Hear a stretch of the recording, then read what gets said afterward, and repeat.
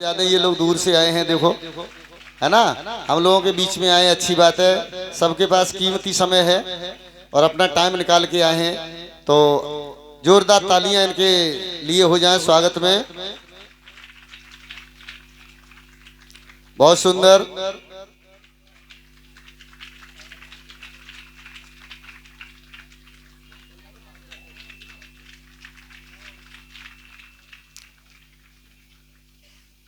और आप लोग नमो बुद्धाय। सर्वप्रथम मैं गौतम बुद्ध जी के चरणों में नमन करता हूँ।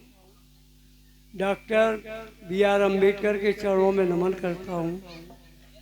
व्यासपीठ पर विराजमान मैं व्यास जी के भी चरणों में नमन करता हूँ।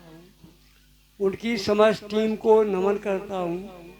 हमारे साथ आए professor doctor Dharmendra Kumar ji, engineer Sugat Singh ji, शरद प्रताप सिंह जी और इस कथा की कमेटी के समस्त पदाधिकारी, कमेटी के समस्त सदस्य, इस ग्राम और क्षेत्र के समस्त ग्रामवासी और हमारे बहनें, प्यारे बच्चों, मैं धन्यवाद देना चाहता हूँ इस गांव की, बनामई गांव के कमेटी के लोगों को, जो उन्होंने यहाँ पर गौतम बुद्ध की कथा का आयोजन किया और हम लोगों को आमंत्रित किया। गौतम बुद्ध जी के बारे में आप सभी लोग जानते हैं कि उन्होंने कितना बड़ा त्याग किया और बौद्ध धर्म का प्रचार किया। और बौद्ध धर्म जो आज है वो आज पूरी दुनिया में बौद्ध धर्म है। बौद्ध धर्म के बहुत अनुयायी हैं विदेशों में, हमारे देश में भी।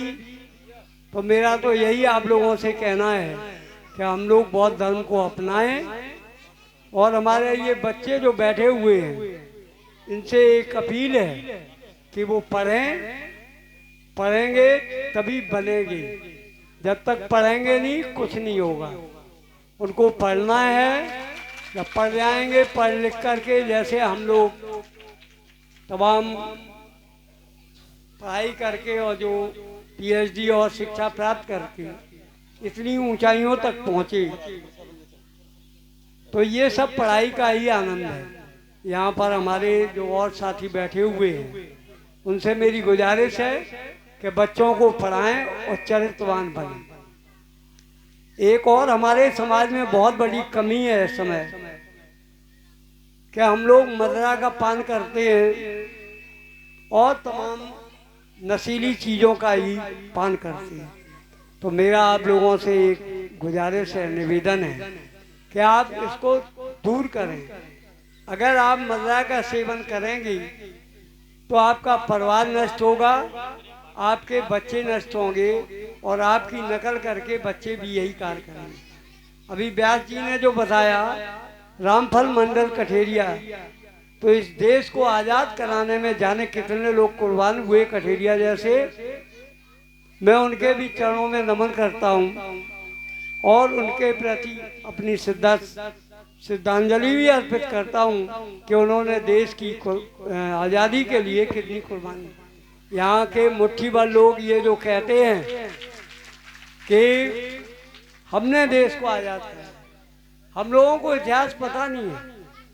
अभी हमारे व्यास जी ने ये जानकारी दी कि रामफल कठेरिया ने कितना बड़ा त्याग किया और त्याग करने के बाद ही हमारा जो फांसी के फंदे पर चढ़े और उनकी अंतिम इच्छा थी कि देश आज़ाद हो जाए, और उनकी वजह से ही, ऐसे लोगों की वजह से ही हमारा देश आज़ाद हुआ। मैं उनको सत्संग नमन करता हूँ।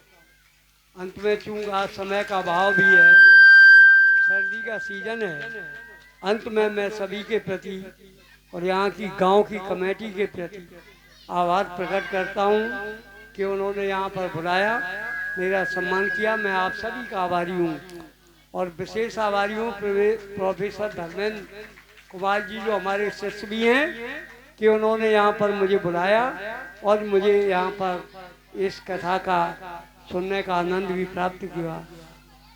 ओम नमो बुद्धाय। बहुत सुंदर, जोरदार तालियां बजा।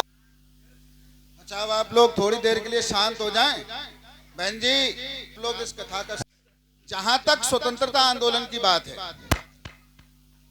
आज का चूंकि विषय रामफल मंडल कठेरिया जी को लेकर के था, दूसरी तरफ स्वतंत्रता संघर्ष की वो अलग थी जो उस कथानक में दिखाई पड़ रही थी।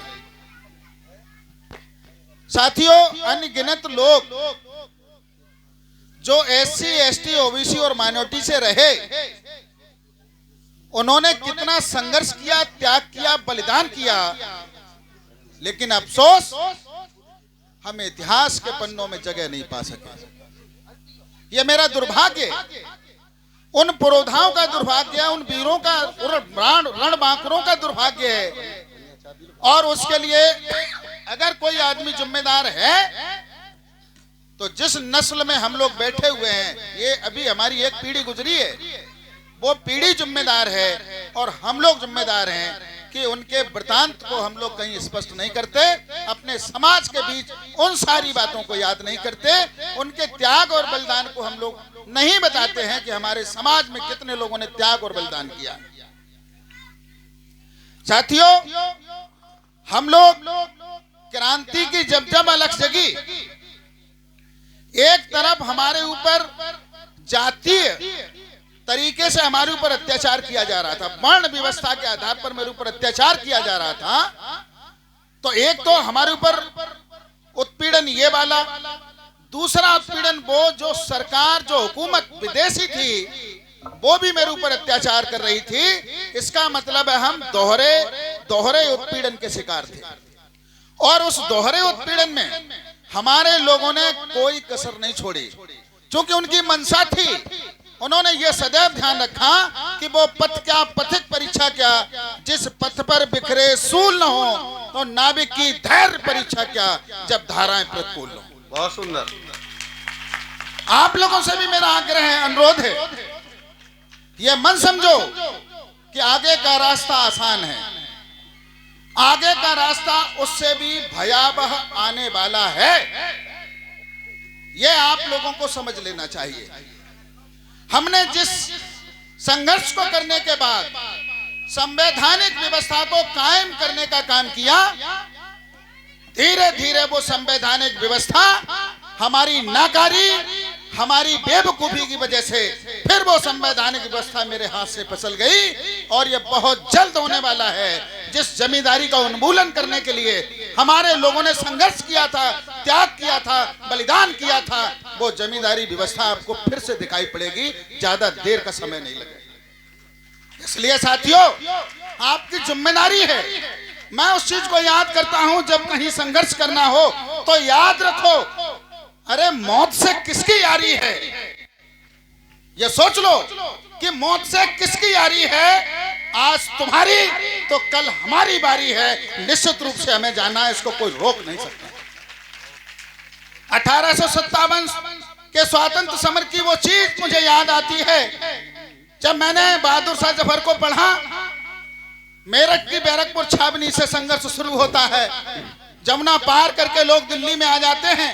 बहादुर शाह के महल के सामने लोग कहते हैं कि तुम मेरी नुमाइंदगी करो, तुम मेरा नेतृत्व करो। बहादुर शाह जफर पेंशन याफ्ता शासक था, उसने कहा कि मैं ऐसा नहीं कर सकता, मेरे पास धन नहीं है। अरे देश के उन वीर सपूतों ने कहा कि हम धन लूट लेंगे, अंग्रेजी हुकूमत से धन लूट करके हम आपको धन मुहैया कराएंगे। लोगों ने कहा, बहादुर शाह जफर ने कहा मेरे पास सेना नहीं है। बोले सेना की परवाह मत करो, हम सब मरने और मिटने के लिए तैयार हैं, लेकिन हम तुम्हें शासक देखना चाहते हैं। फिर दूसरी बात उसने फिर तीसरी कहा कि मेरे पास हथियार नहीं है। बोले चिंता मत करो, इसके लिए हमारे सीने काफी हैं, हम हर गोली अपने सीने पे खाएंगे और उसका मुंह तोड़ जवाब देंगे। बहादुर शाह जफर तैयार हो गया। दिल्ली में कत्लेआम हुआ और जब कत्लेआम के बाद बहादुर शाह जफर को पकड़ लिया, बंदी बना लिया, तो अंग्रेजों के सामने जब उसकी पेशी हो रही थी, बहादुर शाह जफर के नुमाइंदों ने कहा कि अंग्रेजों से प्राणों की भीख मांग लो। बहादुर शाह जफर ने कहा ऐसा नहीं, अगर मैं ऐसा करूंगा तो आने वाली नस्ल मुझे गद्दार कहेगी, इसलिए मुझे ऐसा नहीं करना है। उसने कहा कि दम दमे में दम नहीं, जो खैर मांगू जान की। दमदमे में दम नहीं जो खैर मांगू जान की, आज भर ठंडी हुई शमशीर हिंदुस्तान की। सब कुछ ठंडा हो गया, मेरे हाथों में इतनी ताकत नहीं है कि हम अंग्रेजों से प्राणों की भीख मांगे। लोगों ने सोचा बहादुर शाह जफर डर गया, लेकिन उसने पलटवार करते हुए कहा कि गाजियों में बू रहेगी जब तलक ईमान की, अरे तख्त लंदन तक चलेगी तेज हिंदुस्तान की। ये था हमारे देश का बलिदान।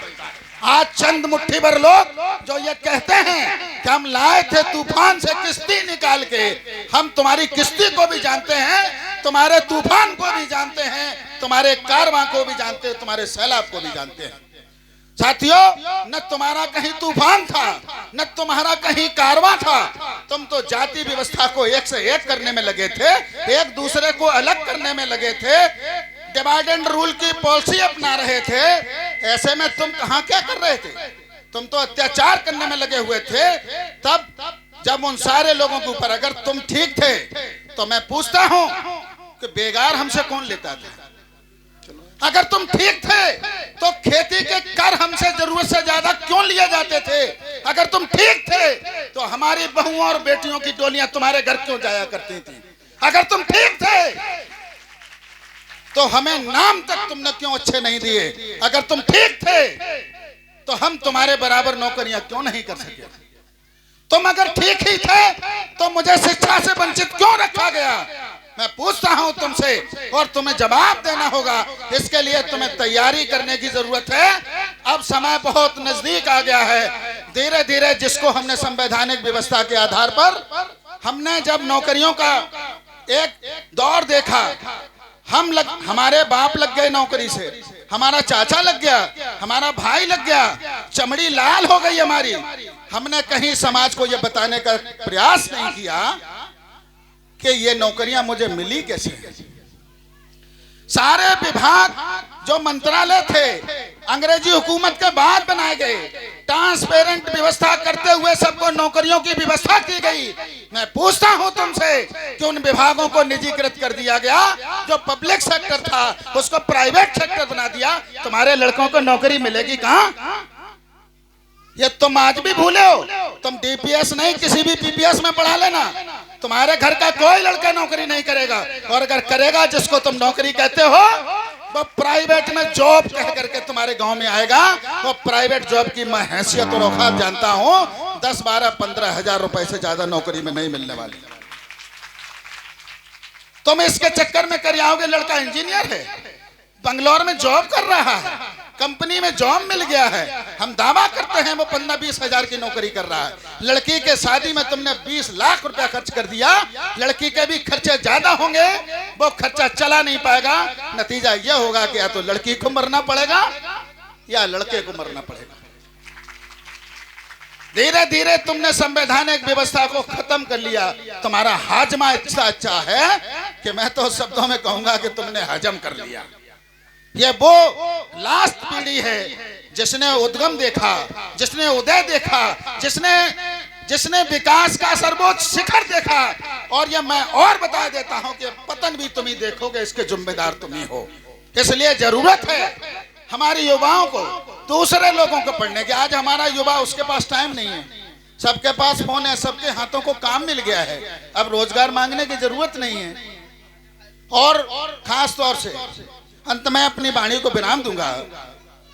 आजकल जो हमारी बेटियां, जब हम सोशल मीडिया के माध्यम से देखते हैं कि अर्धनग्न अवस्था में तुम लोग रील बनाने का काम कर रहे हो, तो मुझे लगता है कि हमने जो सपना देखा था, बाबा साहब डॉक्टर बी आर अम्बेडकर साहब ने सपना देखा था, तुम्हारे उन रणबांकुरों ने जिन्होंने अपनी जान दे दी, उन्होंने सपना देखा था कि हमारे बच्चे आसमान छुएंगे।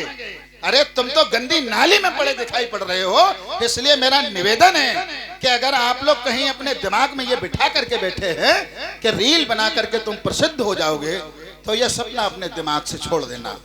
तुम्हारी समाज में जिम्मेदारी है, नैतिकतापूर्ण जिम्मेदारी का निर्वहन करते हुए समाज के विकास में योगदान दो।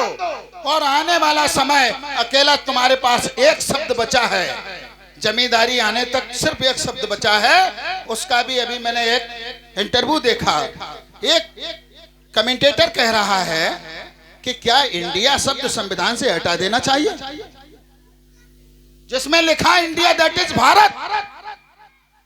उसने नितिन गडकरी के इंटरव्यू में यह कहा कि क्या इंडिया शब्द हटा देना चाहिए। हमारे यहाँ नेता कुर्ता वाले पता ही नहीं चल रहा कितने हैं, किसी चीज पे गौर नहीं करते। सारी व्यवस्थाएं धार्मिक आधार पर व्यवस्थित कर दी जा रही हैं और तुम लोग अपने चैन की नींद सो रहे हो। इसलिए मैं आप लोगों से ये आशा करता हूं, अपेक्षा करता हूं कि आने वाले समय में इस पर गौर करिए, नहीं तो ये सारी व्यवस्थाएं जो डेमोक्रेसी थी, जो राइट टू वोट था, राइट टू जो हमारे पावर्स थे, ये धीरे धीरे सब जाने वाले हैं। नौकरियां चली गई हैं, कुछ समय और बचा है कि आपकी जमीन एक झटके में संसद कोई भी प्रपोजल लेकर के आएगी, आपके सारे राजस्व कानून, आईपीसी सीआरपीसी को बदल दिया, बीएनएस हो गया, आपको पता ही नहीं, किसी का घर में है ही नहीं, आप लोग तो व्यस्त हैं। तो इस व्यस्तता को थोड़ा छोड़ो और इस पढ़ाई लिखाई पर भी थोड़ा सा गौर कर लो। एक आध 2-4 महीने इस पर अध्ययन करो कि मैं गलत तो नहीं कह रहा हूं। इसलिए ये आपकी नैतिक जिम्मेदारी है कि अगर ये बुद्ध कथा हो रही है तो इस बुद्ध कथा का सही मायने में, सच्चे अर्थों में जिस आयोजक मंडल ने किया, मैं उसको बधाई दे रहा हूं कि वो अपना कीमती समय आप लोगों के बीच लगाएंगे। लेकिन आपका भी दायित्व ये है कि इस बुद्ध कथा से ये सीखने का प्रयास करना कि महेश चंद्र सागर को जरूरत क्या है कि सरकारी अध्यापक होने के बाद तुम्हारे बीच में 8 दिन का 7 दिन का समय बताएंगे। इंजीनियर सुगर सिंह को जरूरत क्या है कि इटावा से चल के तुम्हारे बीच आएंगे। पूर्व न्यायिक मजिस्ट्रेट पूर्व प्रधानाचार्य महोदय डॉक्टर रामेश सिंह यादव जी को जरूरत क्या है कि तुम्हारे बीच में ये भाग करके आएंगे।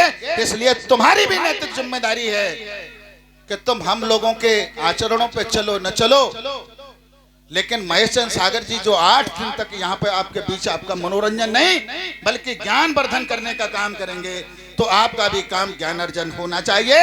तभी इस देश में कुछ देर तक हम लोग टिक सकते हैं, नहीं तो सत्ता अब हमारे हाथ से जाती हुई दिख रही है। इन्हीं शब्दों के साथ मैं अपनी वाणी को विराम देता हूं और इस टीम को बधाई और धन्यवाद देता हूं जिसके सारे लोग पूरी तन्मयता से आपके बीच ज्ञान प्रसार का कार्य कर रहे हैं। जय भीम, नमो बुद्धाय, जय भारत। बहुत बहुत साधुवाद डॉक्टर।